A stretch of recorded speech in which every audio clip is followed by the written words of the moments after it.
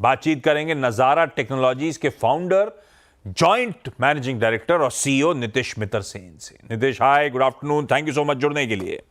मैं अपफ्रंट जब इंट्रोड्यूस कर रहा था, मेंशन कर रहा था आप लोगों के लिए कल खासा बिजी दिन होगा। 196 करोड़ रुपीस के 5 इन्वेस्टमेंट्स इस कंपनी ने अनाउंस कर डाले हैं। सबसे इंटरेस्टिंग उसमें 60% stake Funky Monkeys Play Center में करीब 44 करोड़ रुपए में कंपनी खरीद रही है।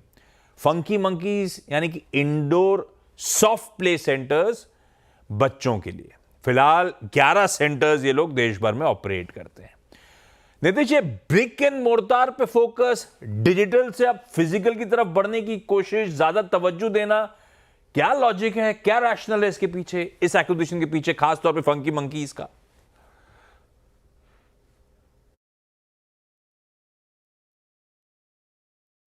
हमें लगता है कि जो हमारा थीसिस है कि जो गेमिंग ऑनलाइन डिजिटल तो हम बहुत समय से कर रही हैं, बट इंडिया जो एक ग्रोइंग कंज्यूमर मार्केट है, कंज्यूमर्स को वो गोइंग आउट जो बोलते हैं, out of the home for interactive social experiences important हो रहे हैं। Consumer spending on such experiences काफ़ी बढ़ रहे हैं। तो एक हाइब्रिड मॉडल जहाँ हम लोग एंड कंज्यूमर को ऑफलाइन एंटरटेनमेंट भी कर पाए, ऑनलाइन भी कर पाए, एक हाइब्रिड मॉडल में हमें काफ़ी पोटेंशियल लग रहा है। तो हम 2-3 फॉर्मेट्स में, जैसे फंकी मंकी अभी हमने इन्वेस्ट करा है, हमने एनसीएलटी में स्मैश के लिए भी बिड करा है, तो ऐसे अलग फॉर्मेट में हम घुसने वाले हैं। ये last mile to consumer access भी है, और हमें लगता है कि ये हाइब्रिड मॉडल में हमारा काफ़ी वैल्यू क्रिएशन हो सकता है, कस्टमर एक्सपीरियंस काफ़ी बढ़ सकता है। इस कारण से हम इसमें घुस रहे हैं। हाँ, ठीक है। अच्छा, 60% स्टेक आप फंकी मंकीज का खरीद रहे हो करीब 44 करोड़ में, यानी कि कुल कंपनी का मूल्यांकन हुआ 72-73 करोड़ रुपए के आसपास का। इस फंकी मंकीज के FY24 के रेवेन्यूज थे, टर्नओवर था 19.5 करोड़ का, तो आप 4.25 टाइम्स टर्नओवर का दे रहे हो। इबीटा था 4.25 करोड़ रुपए का, तो आप करीब 17-18 टाइम्स इबीटा का पे कर रहे हो। ये मूल्यांकन इसी तरह के होते हैं आमतौर पे इस तरह के बिजनेसेस के लिए, या आप लोगों को प्रॉस्पेक्ट्स ब्राइट दिख रहे हैं इसीलिए इस तरह का पैसा दिया है? और क्या प्लान्स हैं फंकी मंकी को लेकर? तो देखिए, जो वैल्यूएशन आप बता रहे हैं उसमें हमने 15 करोड़ कंपनी में भी निवेश करा है। तो आप पोस्ट मनी देख रहे हैं। अगर आप प्री मनी जो हमने एंटरप्राइज वैल्यू दी है वो थोड़ा कम है, और जो कंपनी की करंट एबिटा रन रेट है लास्ट ईयर के कंपैरिजन में बेटर है। तो ओवरऑल एक्चुअल वैल्यूएशन अगर आप देखेंगे तो लगभग 11-12 टाइम आएगी वर्सेस 17 टाइम्स, जो हमें लगता है कि फेयर वैल्यूएशन है कंपनी के लिए।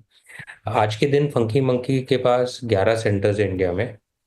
मुझे लगता है कि अपना देश इतना बड़ा है कि ये आराम से 50 सेंटर 100 सेंटर हो सकते हैं, और हमारे देश में बच्चों की कमी नहीं है। पेरेंट्स को बच्चों के लिए बेस्ट करना है, और हम लोग बहुत हेल्दी एंटरटेनमेंट पे फोकस्ड है, लर्निंग पे भी फोकस करने वाले हैं। तो मुझे लगता है कि पोटेंशियल बहुत रहेगा, इसलिए हमने इन्वेस्ट करा है। नहीं, जब ये फंकी मंकी का पढ़ा ना, तो मुझे भी वो स्मैश एंटरटेनमेंट के एक्विजिशन की याद आई, क्योंकि ब्रिक एंड मोर्टार वो भी था। क्या अपडेट उसको लेकर? लास्ट हमें पता था कि एनसीएलटी में प्रोसेस चल रहा है, अपडेट क्या है? लेकिन कितना समय लगता है, कब तक आपको लगता है ये डील कल्मिनेट होती हुई नजर आएगी, स्मैश एंटरटेनमेंट वाली? सो लास्ट स्टेटस था कि हम सक्सेसफुल बिडर चुने गए थे इस पूरे प्रोसेस में। अभी उसके बाद भी एक फॉलो ऑन प्रोसेस रहता है। मुझे लगता है 2-3 महीने में ये प्रोसेस कंक्लूड होना चाहिए, पर वो पूरे हमारे कंट्रोल में नहीं है द इंटायर प्रोसेस। नहीं, वो ठीक है, वो आपके कंट्रोल में नहीं है, ठीक है, वो एनसीएलटी में प्रक्रिया है, शायद आने वाले समय में पूरा हो। तो ना सिर्फ फंकी मंकी बल्कि वो स्मैश एंटरटेनमेंट में भी ये कंपनी स्टेक एक्वायर कर रही होगी। दूसरा इंपॉर्टेंट कल फैसला हुआ था, वो था फंकी मंकीज के अलावा 148 करोड़ रुपए का इन्वेस्टमेंट आपकी एग्जिस्टिंग सब्सिडरीज में, स्पोर्ट्स कीड़ा, नॉटविन गेमिंग और डेटा वर्क्स, स्टेक बढ़ाने का इरादा। ये क्या सभी जिन कंपनीज की बात हो रही है, सब्सिडरीज की बात हो रही है, आर्म्स की बात हो रही है, सब बढ़िया कैश फ्लो जनरेटिंग बिजनेसेस हैं जहां पे हिस्सा बढ़ाने की कोशिश कर रहे हैं आप लोग? हाँ जी, अगर आप देखिए स्पोर्ट्सकीदा एक बहुत ही strong cash flow generating company है हमारे लिए। और इस करंट इन्वेस्टमेंट के थ्रू हमने हमारा स्टेक 100% कर दिया, तो it become 100% fully own subsidiary of नज़ारा। हाल में हमने हमारी जो दूसरी बहुत strongly cash flow generating company है किडोपिया पेपर बोट एप्स, उसमें भी हमारा स्टेक बढ़ा के 100% कर दिया था।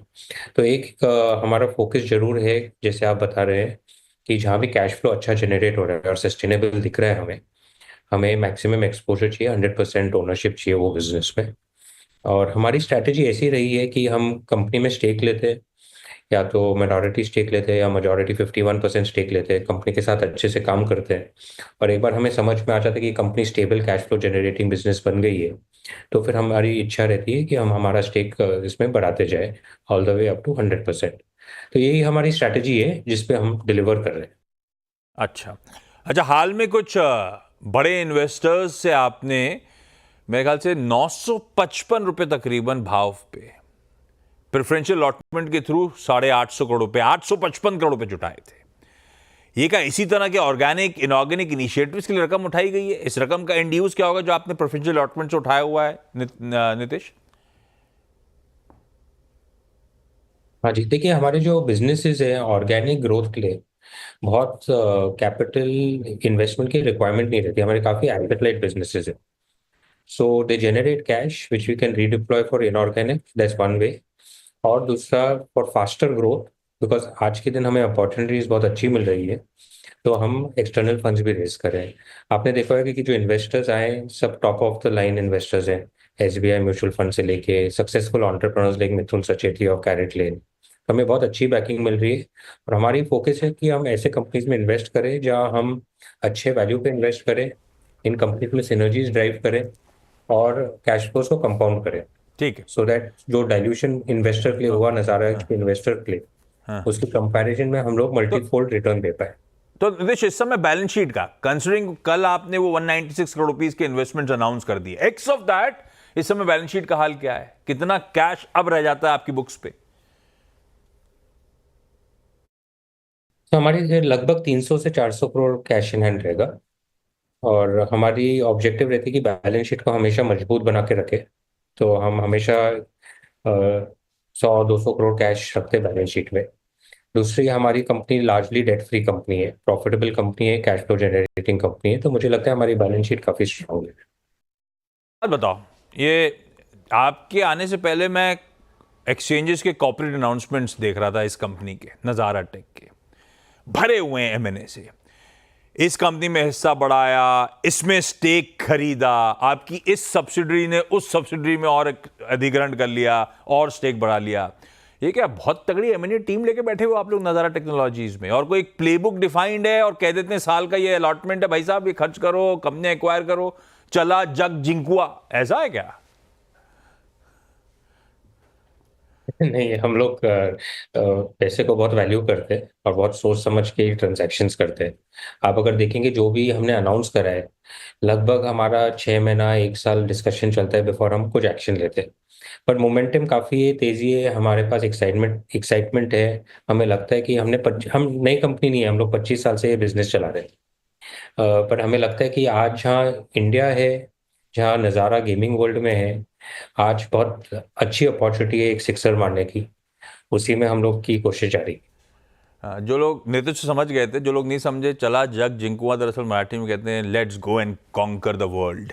अच्छा, ये प्रमोटर होल्डिंग के ग्राफिक्स अभी डायरेक्टर साहब ने रखे थे। अच्छा खासा प्रमोटर स्टेक रिड्यूस हो रहा है नीतिश।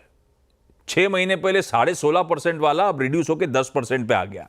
ये क्या सिर्फ डाइल्यूशन है या प्रमोटर्स ने खुले बाजार में भी कुछ माल छोड़ा है? इसमें दो चीज थी। एक तो जो सबसे बड़ा डाइल्यूशन जो हमारे कंपनी में हुआ वो लगभग 2005 में हुआ, जब भी वेस्ट ब्रिज कैपिटल ने हमारे में इन्वेस्ट करा। तो आज जो आप कैप टेबल देखते हैं वो अर्ली डाइल्यूशन का एक नतीजा है, और उससे हमें हमारे कमिटमेंट इन बिजनेस कभी वेवर नहीं हुआ है। हम हमेशा इसी में लगे हुए हैं, बिकॉज ये एक पैशन है कि गेमिंग कभी इंडिया में भरा होएगा, जो मैं कॉलेज के दिनों से परस्यू कर रहा हूँ। और हाल में पिछले कुछ मई में हमने प्रमोटर फैमिली ने एक स्टेक जरूर बेचा, बस हम 25 साल से बिजनेस को चला रहे थे और कुछ लिक्विडिटी की एक रिक्वायरमेंट तो मैं नहीं बोलूंगा, बट कोई पॉइंट ऑफ टाइम पे एक रिक्वायरमेंट रहती है फैमिली को, तो उस पॉइंट ऑफ व्यू से हमने एक 5-6% का स्टेक बेचा है। बट 10% स्टेक से भी हम लोग पूरे लगे हुए हैं इसको एक इंडिया में ग्लोबली इस एक बड़ी गेमिंग कंपनी इंडिया से एमर्ज होके ग्लोबल मार्केट्स में एक इम्पैक्ट करे, उसी ड्रीम को हम लोग परस्यू कर रहे हैं। ड्रीम हम भी आपके साथ देख रहे हैं, इसमें कोई शक नहीं। लेकिन अच्छा, quarterly numbers Nitish, revenues Q2 में जब आए 7.5% बढ़े, उसके सामने बीटा 7.25% गिरा, मार्जिन 130 बेसिस पॉइंट्स गिर गए। ये मार्जिन्स में कॉन्ट्रैक्शन क्यों? क्या ये नए बिजनेसेस को नर्चर करना पड़ रहा है, इसीलिए स्ट्रेन है, इसीलिए स्ट्रेस है, या और भी कोई वजह है?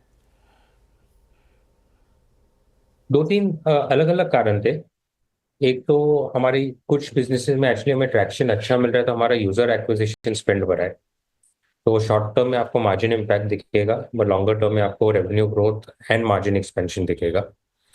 तो वो एक कारण था। एक दो बिजनेसेस में कुछ साइक्लिकल चैलेंजेस थे, बट हमारा फोकस रहता है कि हम क्वालिटी ऑफ रेवेन्यू पे फोकस करें, कैश फ्लो पे फोकस करें। शॉर्ट टर्म रेवेन्यू या मार्जिन एक्सपेंशन के लिए हम लोग कुछ भी काम नहीं कर रहे, कि फाउंडेशन हमारा स्ट्रांग बना के 1 साल 2 साल 3 साल में सिग्निफिकेंटली कंपाउंड हुए बिजनेस, उसी पे हमारा फोकस है। वैसे ही हमने 25 साल चला है इसीलिए पूछ और रहा वैसे हूं, ही चला है।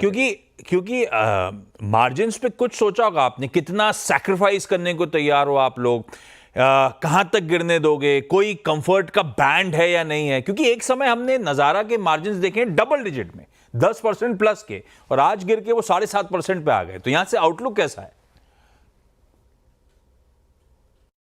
आई थिंक हमारे Q3 Q4 margins compare to Q2 will be much higher. Exact number या गाइडेंस नहीं है मेरे पास, बट विल बी पॉजिटिव। पर अगर मैं थोड़ा लॉन्गर टर्म देखूं, तो गेमिंग बिजनेसेस को हेल्दी मार्जिन ही करने चाहिए। 15-20% का मार्जिन तो बनाना ही चाहिए, और हमारा पूरा लक्ष्य और पूरी टीम की एफर्ट उधर पहुंचने में है। अच्छा, एक सवाल क्या, एक रिक्वेस्ट है। अब आप आ रहे थे तो मैंने ऐसे आपका ट्विटर हैंडल टटोला, उस ट्विटर हैंडल में लिखा हुआ है playing saxophone when not playing games. एक रिक्वेस्ट थी, अगली बार आएंगे तो अपना सैक्सोफोन लेकर आइएगा, एक बढ़िया सी धुन सुना जाइएगा। जरूर। नितिश, धन्यवाद आपका वक्त निकालने के लिए, बढ़िया रहा बातचीत करने के लिए। वैसे नतीजों पे, इस कंपनी के आउटलुक पर हमारे साथ एंजल वन के अमर देव सिंह साहब भी जुड़ते हुए। वो सैक्सोफोन दिखाइएगा डॉक्टर साहब, इमेज है क्या अपने पास सैक्सोफोन की? अमर, आज तो नहीं, लेकिन अगली बार आप जुड़ोगे तो मैं आपको सैक्सोफोन पे बढ़िया धुन सुनवाऊंगा। फिलहाल ये स्टॉक कैसा है ये बताओ। देखिए, नज़ारा ओवरऑल एज अ कंपनी जो है वो काफी प्रॉमिसिंग है, बिकॉज गेमिंग इंडस्ट्री चाहे वो ग्लोबल हो या डोमेस्टिक, उसमें there is at least 3 to 5x growth opportunity. तो कहीं ना कहीं नज़ारा जो है वो जिस तरह से गेमिंग सेक्टर्स में उसके जो सोर्सेज ऑफ रेवेन्यूज हैं वो और अपनी पोर्टफोलियो को वो जैसे एनहांस कर रहे हैं, that is something which is very important. जैसे भी न्यू सोर्सेज ऑफ रेवेन्यू है, फ्रीक्स फॉर यू है, फ्यूज बॉक्स गेम्स है, मूनशाइन टेक्नोलॉजी है, तो ये सब से इनको आने वाले समय में जो ग्रोथ है, ग्रोथ एक अपॉर्चुनिटी बन सकती है, और अगले 18 to 24 मंथ्स में there can be very good opportunity. और कहीं ना कहीं जो है वो ये जरूर रहा है कि इनकी जो ये क्वार्टर रिजल्ट्स हैं उसमें वो थोड़े गड़बड़ा है। तो इसमें आपके टारगेट्स क्या नज़ारा पे? तो नज़ारा पे आप ये मान के जरूर चल सकते हैं कि अभी फिलहाल ये 1000 रुपीज के आसपास ट्रेड करता हुआ दिख रहा है। तो इसमें करेक्शन पे बाइंग अपॉर्चुनिटी करेक्शन में खरीदारी, और इसके जो लेवल्स, इंपॉर्टेंट लेवल से पहले मैं बता देता हूँ, around 800-850 is very important support zone. But ये स्टॉक यदि कोई 2 से 3 साल होल्ड करता है, then this can be a multi bagger. It can be a multi bagger anywhere. समय देना पड़ेगा तो एक बढ़िया स्टॉक बन सकता है। खैर, quick, thank you so much. Break के उस पार क्विक मार्केट चेक।